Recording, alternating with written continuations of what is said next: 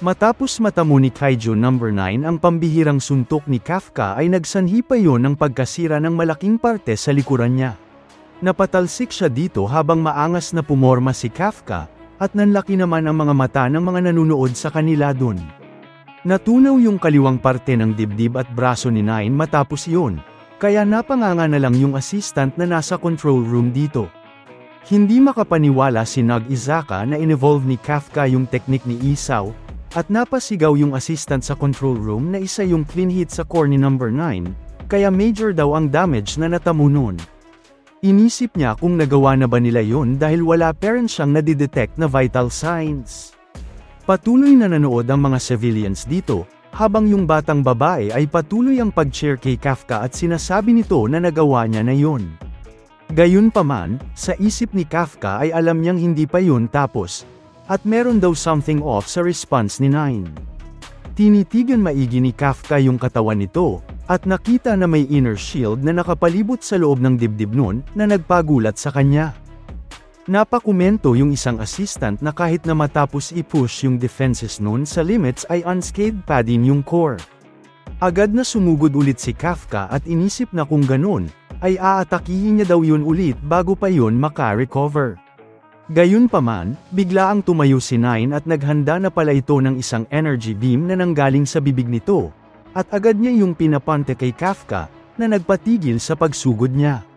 Napilitan si Kafka na depensahan ang kanyang sarili, at inisip na isang strike na lang ang kinakailangan niya dun. Habang humuhupa yung usok ay iniisip niya na gamitin ang kanyang detection skills para mahanap yung core, pero sa hindi niya inaasahan ay nakapag-recover na si Nine, at pagkahupa ng usok ay nasa gilid niya na yun na handa na siyang suntukin habang nagkokomento na siya pala ang mauuwing huling obstacle niya. Solidong tumama ang downward punch ni Nine kay Kafka na nagpabaon sa kanya sa lapag. Sinabi bigla ni Nine na mukhang human dati itong si Ape. Habang nagpapaulan ng suntok kay Kafka ay ipinaliwanag niya na maging yung mga tinalo ang kanyang obra maestra, o yung mga hindi inaasahang naging compatible kay Six, si 8 daw ay hindi pa lumalabag sa kanyang mga hula sa kahit anong mahalagang paraan. Dagdag nito na talaga daw isang pleasure ang mas makilala pa silang mga humans, at napangisi ito habang nanlaki ang mga mata ni Kafka. Patuloy na umatake si Nine habang sinasabi na ginawa niya ng imbestigaha, i-dissect, ang i-devour ang mga tao, at habang mas marami pa daw siyang natututunan ay mas nag-grow siya dun, at si Kafka naman ay patuloy siyang iniilagan. Ginamit ni Nine ang kanyang buntot upang i-coil si Kafka, at hinayla niya yun papalapit sa kanya, at patuloy siyang nagpaliwanag na kino-compensate ng mga tao ang kanilang kahinaan bilang mga living organisms sa pamamagitan ng intellect, at pinamumunuhan daw ng mga iyon ang mundo gamit ang tools at laws. Pagkahila ni Nine kay Kafka ay binangga niya yun gamit ang kanyang kaliwang braso, at sa sobrang lakas nun ay nagsanhi yun ng shockwave. Patuloy lang ang pagsasalita ni Nine at sinasabi naman ito ngayon na sinusuko ng mga humans ang sarili nila para sa iba, o nagbabahagi ito sa mga mas mahihina sa kanila kahit na wala naman silang makukuha dun. Hindi daw yun nagme-make sense para sa kanya kahit kaunti, kaya gusto niya daw na mas malaman pa ang tungkol sa mga humans. Dinakma niya yung mukha ni Kafka, at pinpoint niya dito na gusto niyang malaman pa ang mga emosyon, ginagawa, kultura, paniniwala, kung paano gumana ang utak nila at kung ano-ano pa tungkol sa tao. Nagsimulang mag-crackle ang kamay ni Nine habang hawak-hawak niya yung mukha ni Kafka, at paulit-ulit niyang sinabi na gusto niyang malaman ang lahat ng iyon, at kukunin niya daw ang lahat sa kanyang pursuit of knowledge. Matapos iyon ay ipinakita sa atin dito ang estado ng iba't ibang lugar, at lumalabas na talagang na-take over na ni Nine ang karamihan ng humans, at tila naging mga zombies na ito na may mga kaiju parasites sa mga katawan nila. Tinanong niya si Kafka kung nakikita ba nun yun, ang human form, ang human culture, at sinabi na ang humanity in its entirety ang naglapag ng foundations para sa mundo ng mga halimaw na matagal niya nang pinapangarap. Habang nangyayari yun ay nasa isip lang ni Kafka ay kinakailangan niyang pigilan yun. Inilabas niya ang throttle ng kanyang siko, at sumigaw siya na tumahimik na itong si Nine. Sinubukan niyang magpadala ng malakas na straight habang sinasabi na hindi niya hahayaang gumawa ng ganong klaseng mundo itong si Nine. Gayunpaman, madali lang napigilan ni Nine yung atake niya, na nagpagulat sa kanya dito. May naalala itong si Nine, at nagkomento ito na quite amusing ang atake ni Kafka kanina, at nagpasalamat ito sa pagpapakita sa kanya kung gaano na siya nag-grow. Biglang naramdaman ni Kafka na lumalakas yung presence ni number 2, at di nagtagal ay biglang lamaking muli si Nine, at lumabas ang ulo ni 2 sa tabi ng ulo niya, at sinabi na ngayon, ay siya naman ang magpapakita ng lakas. Napasigaw yung isang assistant na nag-shapeshift na naman si number 9, at di nagtagal, biglang sinapak ni Nine yung lapag na nagpawasak ng malaking parte ng lugar na tinatayuan nila ni Kafka. Lumalabas na nadaplisan ni Nine yung braso ni Kafka dito at nagawa nung maputol iyon cleanly. Hindi makapaniwala si Kafka sa lakas ng close-range attacks ni Nine, at parang si Isaw daw yung sumusuntok dun. Habang lumalayo si Kafka ay bigla namang lumaki yung ilang parte ng katawan ni Nine at pinapante nito ang enhanced invisible bullet attack kay Kafka, kaya napatalsik itong si Kafka at naputol ang kanyang kanang leg sa proseso. Napaisip si Kafka na ibang klaseng halimaw itong kinakalaban niya kumpara sa dati, at tila nasa masamang kalagayan daw siya mapalapit o layo niya. Para daw bang kinakalaban niya dito nang sabay sila Kaiju number 2 at Kaiju number 9 nang sabay. Nagpadala ng right straight si 9 sa kanya, pero madali niya yung nailagan, at kumo-counter naman siya gamit ang number 1, modified barrage blast, at solido yung tumama sa tagiliran ni 9. Napaisip si Kafka na gumagana naman yung mga atake niya at nade-damage niya ito. Pero mas nagiging pabor pa daw yun kay Nine dahil nalalaman at natututunan nito ang mga bago niyang atake. Dahil dun ay napagdesisyonan niyang tapusin ang laban na yun gamit ang isang atake, dahil kung hindi ay matututunan lang ni Nine ang buong arsenal niya. Nagpaulan ng suntok si Nine habang sinasabi na ipakita pa ni Kafka ang mga kaya niyang gawin, at sinabayan naman siya ni Kafka habang iniisip na ganyan pa man, kinakailangan niyang gamitin ang mga yon para i-endure ang lahat ng assault ni Nine. Di nagtagal, ginamit ni Kafka ang number 4, modified rising blast, at solido yung tumama sa baba ni Nine, na nagpabasag ng ngipin nun. Napatanong si Nine kung meron pa ba siyang ibang atake, at ang free lang daw nun. Habang patuloy ang pakikipaglaban niya ay iniisip ni Kafka na ma-extract ni Nine ang lahat ng alam niya sa rate na ito. Sumigaw si Okanogi na masama na yung sitwasyon dahil nag-a-adapt gradually si Nine kay Kafka, at matter of time na lang daw at mawawala na ng option si Kafka. Bigla namang nagsalita si Hoshina na hindi lang yun ang problema dahil humigit 30 minutes na daw ang nakalipas simula nung nag-transform si Kafka into Kaiju number 8. Bumalik tayo ng kaunti in a point in time kung saan sinabi ng Chief Scientist ng Defense Force na inobserbahan nila ang correlation sa pagitan ng transformation time ni Kafka at ang Kaiju-ification ng kanyang katawan, at kung manatili daw yun sa kanyang transformed state for an extended period o kapag na-take over ulit yung katawan nito, kay hindi na daw makakabalik pa si Kafka sa kanyang human form. Patuloy ang pakikipaglaban ni Kafka kay Nine, at sinasabi nito na sinigurado ng iba na makarating siya dun kaya hindi niya afford na matalo kahit na ano ang mangyari. Nagpalabas siya dito ng combo papunta sa katawan ni Nine, at tinarget niya yung dibdib nito habang iniisip na kinakailangan niya lang na ma-one-shot yung core nito.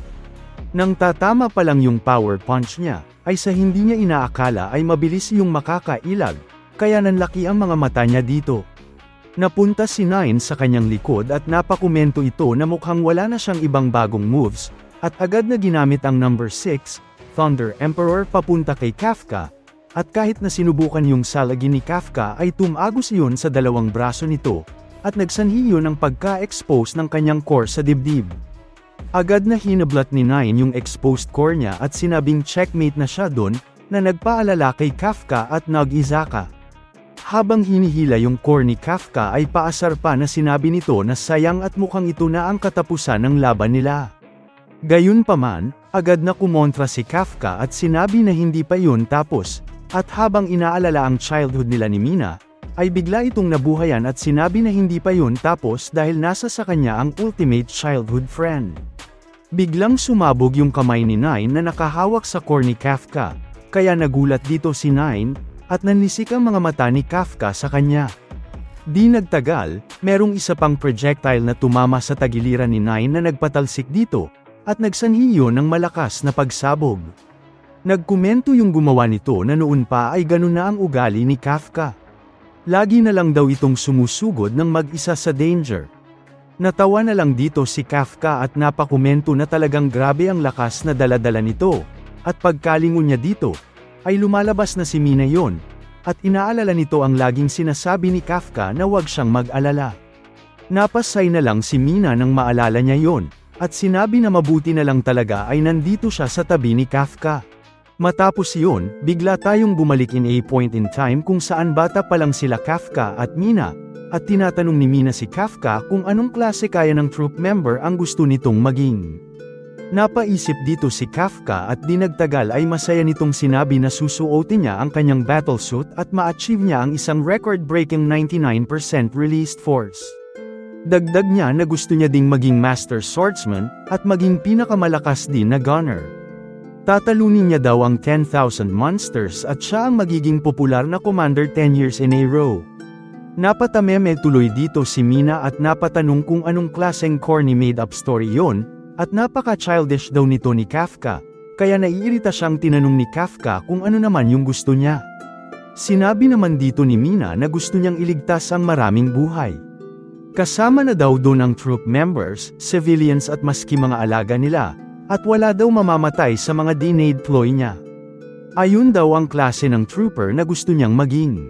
Napatitig sa kanya dito si Kafka, at di nagtagal ay paasar nitong sinabi na hindi daw ba ay parang unrealistic na walang mamamatay, kaya nairita din sa kanya si Mina at sinabi na ang lakas ng loob niya na siya pa yung magja-judge kung ano ang realistic o hindi.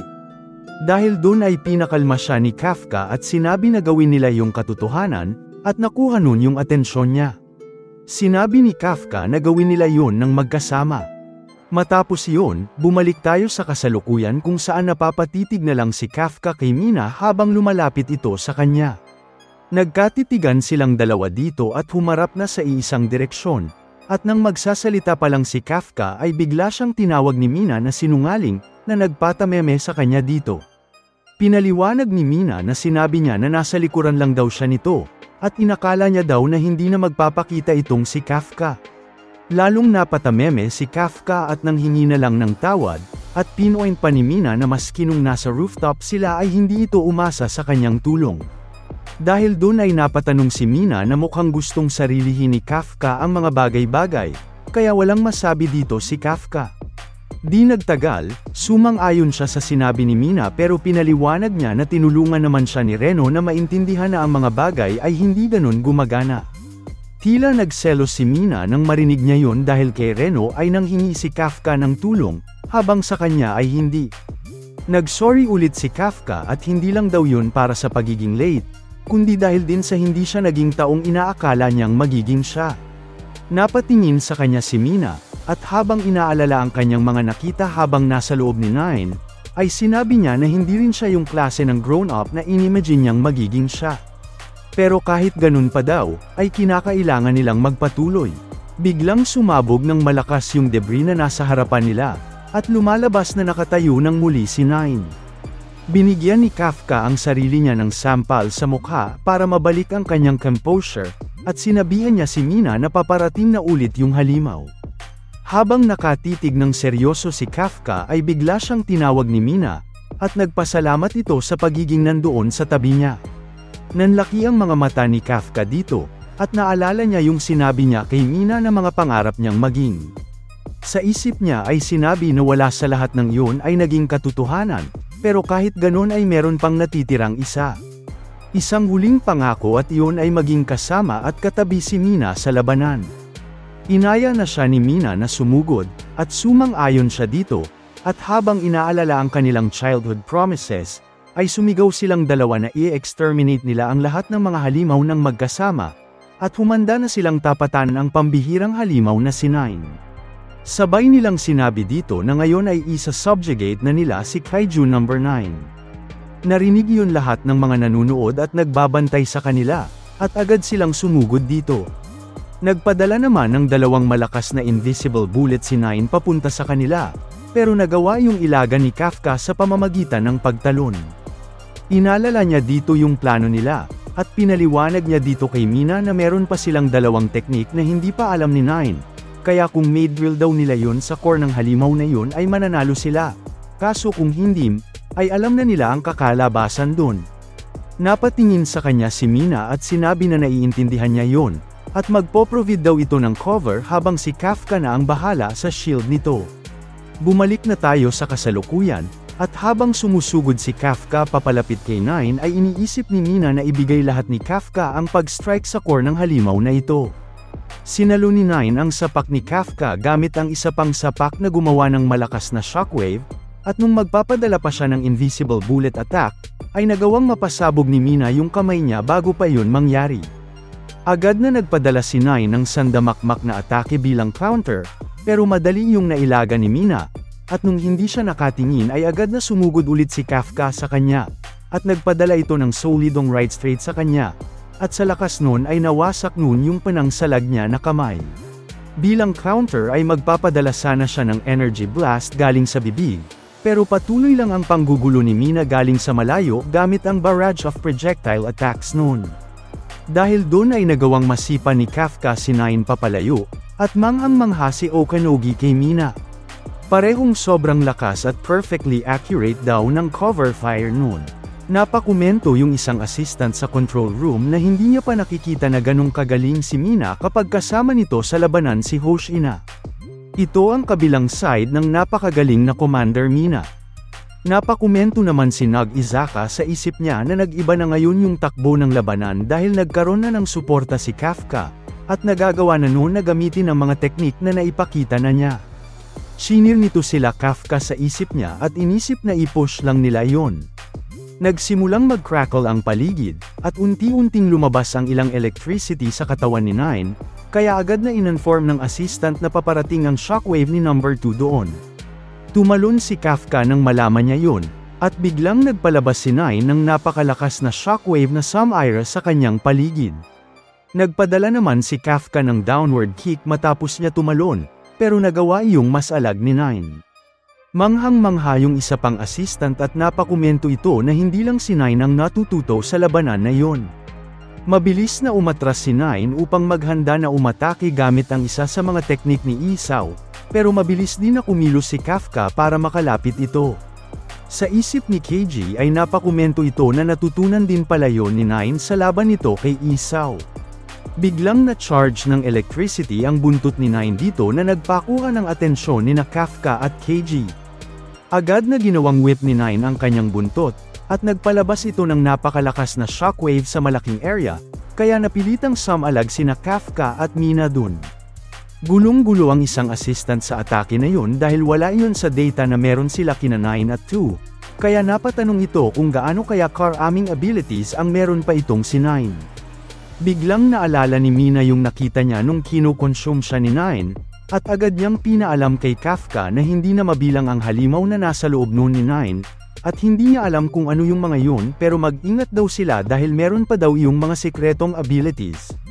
Nagsabay na sumugod sina Kafka at Mina sa higanteng halimaw na ito, at pinush nila ang kanilang sarili hanggang sa makakaya nila. Gayunpaman, sa sobrang lakas ni Nine ay napin down sila nun pareho sa pader at sa lapag na nagsanhi ng pagdura nila ng dugo. Kita ang pag-aalala ng batang babae sa kanila, at nakakatakot na tumayo si Nine matapos niyang mapin down ang dalawa. Nag-alala din dito sina Nag-Izaka at hindi daw nila yun nagawa, at napaisip si KG na kahit pinagsama na ang lakas ni Mina at Kafka ay hindi pera nila yun matalo. Napaisip tuloy dun yung isang assistant na ito na kaya ang limit ng power ng dalawa. Bigla namang nagsalita si Kafka at sinabi nito na tama si Nine. Ito daw ang isang kalaban na maski si Narumi at siya ay hindi kinayang tapatan at the time. Inalala ni Kafka yung paalala ni Hoshina sa kanya na huwag niyang sabihin ang teknik nila maski kay Mina, at sinabi na ang hand-to-hand combat ay isang bagay din na tinago niya kay Mina, pero eto daw ngayon, ay isang bagay na maski kay Hoshina ay tinago niya.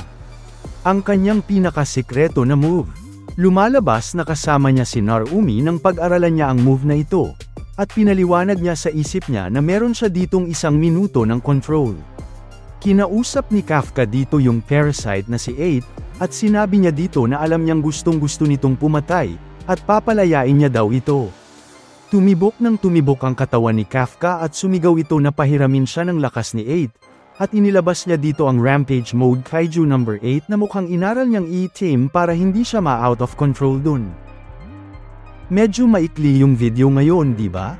Malamang excited ka eh.